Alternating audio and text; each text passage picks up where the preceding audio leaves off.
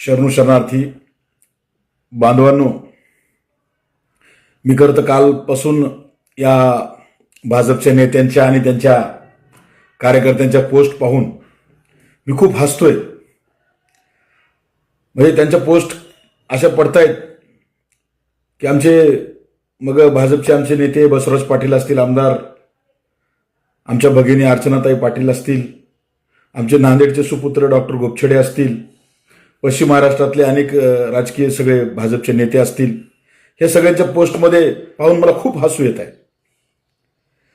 त्या पोस्ट असं टाकतात, लिंगायत समाजाला न्याय दिला, लिंगायत समाजाचे तारणहार फडणवीस, लिंगायतांच्या सगळ्या मागण्या मंजूर केल्या, लिंगायतांसाठी प्रचंड मोठं जसं काय पूर्ण म्हणजे अखाद्य तो कुबेराचा खजाना सगळा आलाय, अशा पद्धतीच्या सगळ्या ह्या पोस्ट पडल्यात. बांधवांनो,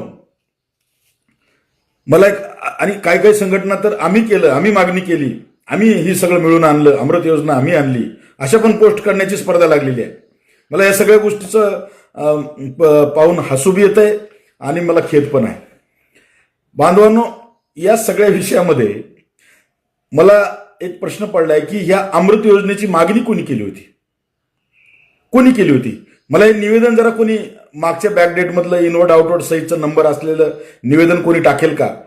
जे नेते मंडळी म्हणतायत की ही योजना सरकारने केली, फलानी मागितली, आम्ही मागितली, निवेदनं दिली वगैरे वगैरे, फडणवीस साहेबांनी न्याय दिला. मला त्या सगळ्या लोकांना, भाजपच्या किंवा अन्य सगळ्या संघटनांच्या नेत्यांना या ठिकाणी बोलायचं आहे की अमृत योजना लागू करण्यासाठी मागणी असलेलं इनवर्ड आउटवर्ड सहित नंबर असले सहित मला जरा पत्र टाकता का कोणी? बांधवांनो, लिंगायतांच्या मागण्या काय होत्या? आपल्या सर्वांना त्या ठिकाणी आपल्याला माहित आहे काय मागण्या होत्या की लिंगायत धर्मीयांना अल्पसंख्याक दर्जा द्यावा. जसा जैन बौद्ध शीख बांधवांना आहे तसा लिंगायत धर्मीयांना अल्पसंख्याक दर्जा त्या ठिकाणी जाहीर करण्यात यावा. महात्मा बसवेश्वर आर्थिक विकास महामंडळ आपलं मागणी होती, ती आपल्या मुंबईच्या मोर्चात पूर्ण झाली. आता त्यानंतर आपण त्या योजनेतल्या त्रुटी लक्षात आल्यानंतर आपण त्यानंतर काय मागणी केली की महात्मा बसवेश्वर आर्थिक विकास महामंडळाला 1,000 कोटी रुपये द्या आणि त्याचबरोबर ते सर्वसमावेशक करून सकल लिंगायत समाजातील सर्व पोटजाई सहित त्याला स्वायत्त दर्जा द्या, ही आपली मागणी होती. त्यानंतर आपल्या मागणी तिसरी काय होती की जे काही आरक्षणामधल्या त्रुटी आहेत, ज्यांच्या काही रेकॉर्डला हिंदू लिंगायत लिहिले ते सगळे लिंगायतांच्या जाती कोणी वाणी आहे, कोणी माळी आहे, कोणी तेली आहे, तर त्यांचं शुद्धीपत्रक काढा, ही आपली मागणी होती. मंगळवेढा येथे महात्मा बसवानांचं राष्ट्रीय स्मारक करा, ही मागणी होती. विधान भवनामध्ये महात्मा बसवानांचा अश्वरूढ पुतळा उभा करा, ही आपली मागणी होती. ही मागणी अमृत योजनेची कधी होती? म्हणजे अशा पद्धतीने जी मागण्या मागितलेल्या आहेत, लिंगायत समाज गेल्या अनेक वर्षापासून, दशकापासून लढतोय, त्या मागण्याकडे चकारही बघायचं नाही आणि कुठलं तरी दुसरं लॉलीपॉप आणून द्यायचं आणि सांगायचं की तुमचा समाजाचा फार मोठा आम्ही उद्धार केला वगैरे वगैरे. ठीक आहे, अमृत योजना दिला, चांगली गोष्ट आहे, स्वागत आहे, पण ती एवढी मोठी नाही की सगळे भाजपचे सगळे आणि हे सगळी चेली चपाटी सगळे बॅनर सोशल मीडियावर अक्षरशः तो पाऊस पडल्यासारखं तुटून पडलेत की आता फडणवीसांनी आमच्या लिंगायत समाजाचा फार मोठा उद्धार केला.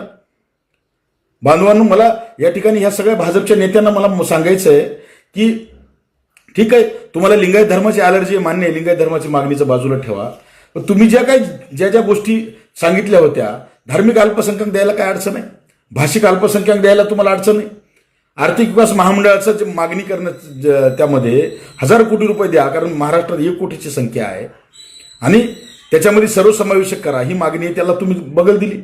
आणि आता जे बांधवांचं आमच्या हिंदू लिंगायत लिहिलेलं आहे रेकॉर्डला, त्या बांधवांना म्हणजे कायमस्वरूपी तुम्ही आरक्षणाचे दरवाजे बंद करणार आहात का?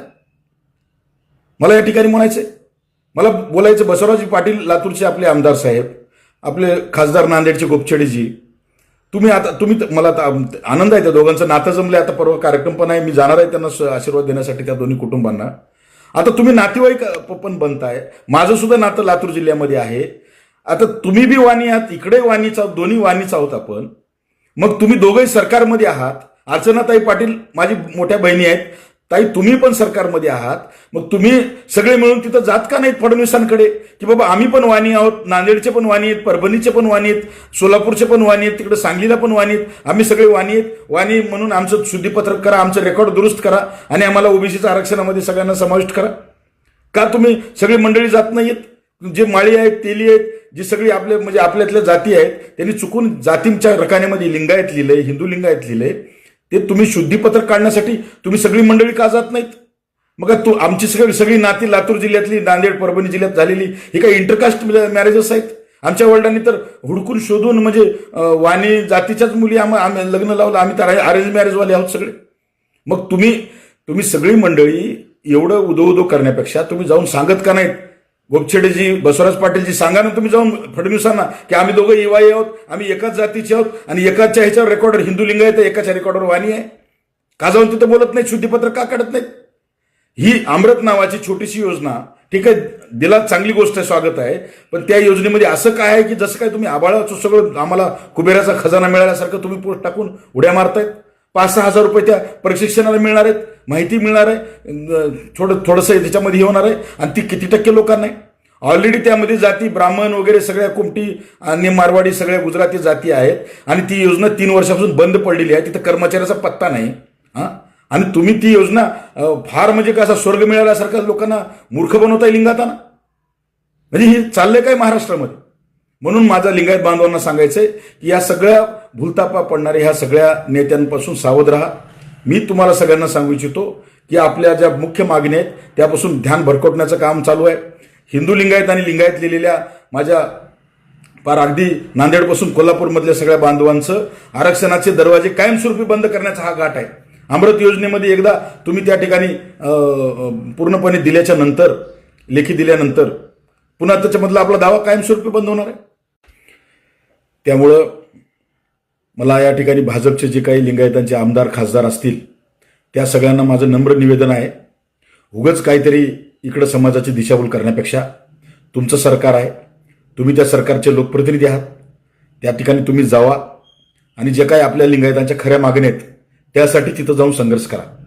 लिंगायतांना अल्पसंख्याक दर्जा लागू करा, ही आपली प्रमुख मागणी आहे. महात्मा बसवेश्वर आर्थिक विकास महामंडळामध्ये 1,000 कोटीची तरतूद करून लिंगायतांच्या सर्व जातींचा, सगळ्या जातींचा समावेश करून त्याला एक स्वायत्त आर्थिक महामंडळ बनवा, ही आपली मागणी आहे. त्याचबरोबर जे काही लिंगायतांनी जातीच्या रकान्यामध्ये हिंदू लिंगायत लिंगायत असं चुकीचं लिहिलेलं आहे, त्यांच्या ज्या काही तत्सम जाती वाणी तेली माळे असतील त्याचं शुद्धीपत्रक काढून जे अनेक वर्षापासून जे बांधव आरक्षण असतानाही आरक्षणापासून वंचित आहेत त्यांना आरक्षणाच्या मुख्य प्रवाहात घ्या, त्याचं त्वरित शुद्धीपत्रक काढा. मंगळवेढा येथील महात्मा बसवांचे स्मारक, त्याचबरोबर विधान भवनामधील अश्वरूढ पुतळा महात्मा बसवांना यांचा ही मागणी त्वरित पूर्ण करा. ह्या सगळ्या मागण्या घेऊन त्या ठिकाणी जाऊन तिथं भांडा, इथं समाजात मिरवण्यापेक्षा. आणि जर तुम्ही ते करणार नसाल तर त्या ठिकाणी आतापर्यंत 24 महामोर्चे आम्ही काढलेले आहेत. 25वा महामोर्चा लवकरच आम्ही त्या ठिकाणी जाहीर करू. आम्ही रस्त्यावर उतरू, कारण आम्हाला बिना रस्त्यावर उतरता काहीच मिळालेलं नाहीये. त्याच्यामुळे आम्ही लोकशाहीवर आमचा विश्वास आहे. आम्ही त्या ठिकाणी आमचा अधिकार, आमचा हक्क रस्त्यावर उतरून आम्ही न्यायी हक्काने लोकशाही मार्गाने लढू. आणि मी या ठिकाणी परत एकदा आपल्याला आवाहन करतो की समाजाची दिशाभूल न करता समाजाच्या खऱ्या मागण्यावर आपण त्या ठिकाणी समाजाच्या मागण्या मंजूर करून आणण्याचा प्रयत्न करा. एवढं मी या प्रसंगी बोलतो. आणि समाज बांधवांना या येणाऱ्या काळात पुढील लढा आपला अधिक तीव्र करण्यासाठी आपण सगळ्यांनी सजग व्हावं असं आवाहन करतो आणि थांबतो. जय हिंद, जय बसवा, जय लिंगायत.